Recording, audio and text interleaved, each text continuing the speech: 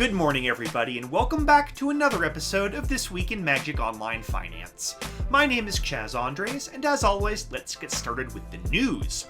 The biggest story of this week, well, how about the fact that Magic Online is getting a little bit of a facelift alongside the release of Throne of Eldraine.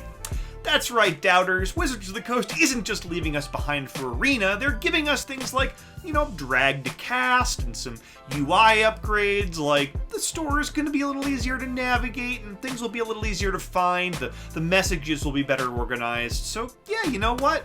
It's not expected, but I'm certainly not going to say no. There was some even bigger news buried in that announcement as well, though, which is that there are going to be some really significant flashback drafts coming back this fall and winter. Non-Phantom Edition, so you will get to buy these cards, draft with them, add them to your collection. First of all, we're getting all 4 of the original Masters Edition sets, and these sets include some of the most expensive cards in all of Modern and Legacy. Then we've got another window for Modern Horizons, which might have something to say about, the future price tag of Wrenn and 6. We'll see in late November when that one comes back.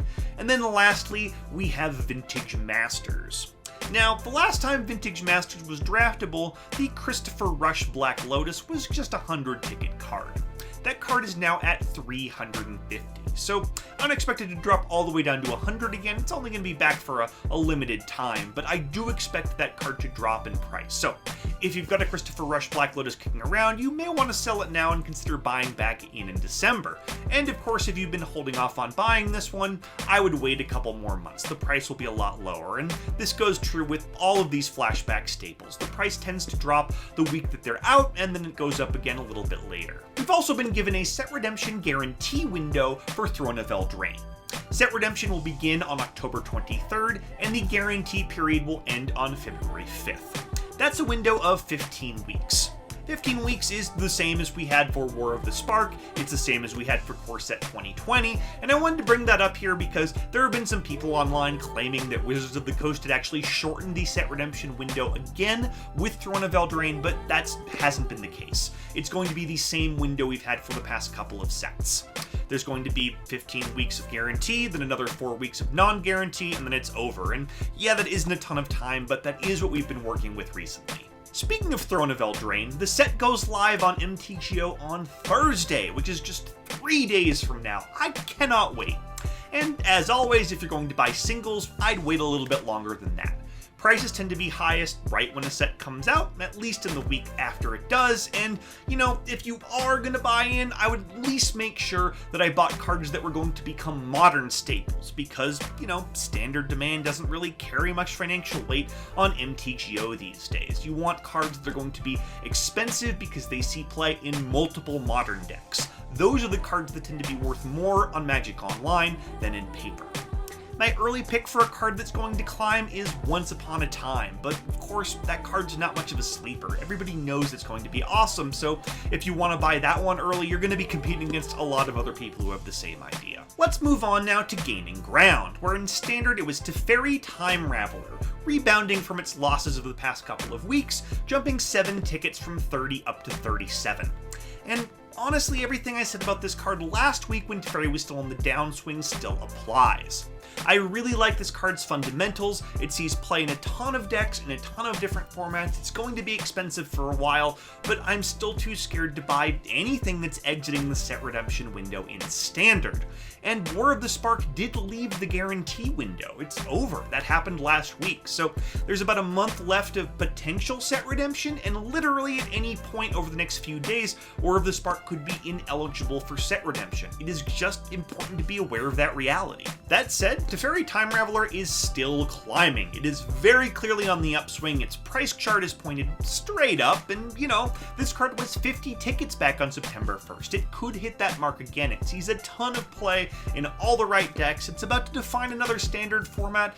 It's a really, really good card, and it should be expensive. I just can't tell you if it's going to be on the Gaining Ground or the Biggest Losers list next week because it's too volatile to say. Let's move over to Modern now, where there weren't actually too many big gainers this week. The best I've got for you is Fulminator Mage, which jumped about 3 tickets from 10 up to 13. And this is actually the continuation of a larger trend. Earlier this month, the card doubled in price from 7 up to 14, then it dropped back down to 10, and now it's just sort of correcting back up to 13. And judging on, how often this card sees play, 13 seems about right. It sees play as a pretty valuable sideboard card in good modern decks that range from 5-color Niv Mizzet to Jund, and 13 tickets is pretty well in line with where it should be. I just wouldn't expect any major gains from here on out. This is not a card that has seen an explosion of play. It's not being main decked in some wacky new deck that everybody wants to play. It's just, a solid modern card that got better post-ban. Let's move on now to our biggest loser, where in Standard it was Chandra Awakened Inferno, dropping 3 tickets from 30 down to 27. And this is part of an overall trend of price erosion for this card. It was peaking around 37 back in late August, and it's been slowly dropping since it's lost about 10 tickets over the past 3 weeks. And this is probably because this card is only expensive due to set redemption. Core Set 2020 does not have a ton of really good modern cards in it. Something's gotta be expensive. Right now it's this one. And in fact, Chandra Awakened Inferno is 10 tickets higher on MTGO than it is in paper. So yeah, I would not want to be holding this one long term. At some point, Core Set 2020 is going to leave the set redemption window, and this is going to probably end up as a single-digit mythic when it does. So yeah, I'm staying way away from Chandra. Let's move over to Modern now, where our biggest loser of the week was Urza Lord High Artificer, who lost about 5 tickets from 32 down to 27. And in fact, a lot of the Grixis and 4-color Urza pieces lost value this week. Mox Opal and Mishra's Bauble also both lost about 5 tickets apiece, and it's time to face facts. Is this deck that seemed so powerful post-ban, overrated? Is it, falling out of demand? Is it not becoming a bigger part of the metagame? No, none of that's true. This deck is very popular. It is the 3rd most popular deck in Modern still, and it's putting up plenty of results. So no, I don't think the problem here is that Grixis and 4-color Urza are a bad deck, or that this deck got overrated. I actually think these prices are dropping for 2 reasons. One, they had spiked a little higher than they should have, and this tends to happen when a deck is super hyped up after something like that big ban restricted announcement, so a little bit of correction was always going to happen.